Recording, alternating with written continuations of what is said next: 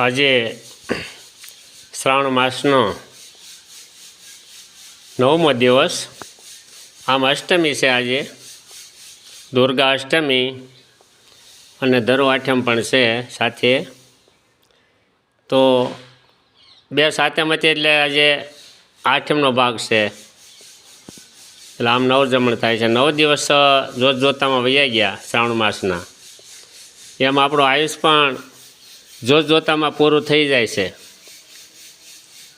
દિન ગણનતાના માસ ગયા અને વર્ષોને વર્ષો વયા જાય, આપણને ખબર ન રહે કે આપણા કેટલા વર્ષ વયા ગયા.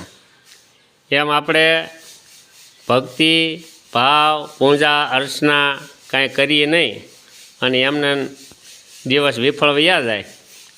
જોતરે જોતામાં દિવસો વયા ગયા પાનબાઈ, 21,600 કાળ ખાહે. એમ પાનબાઈ કીધું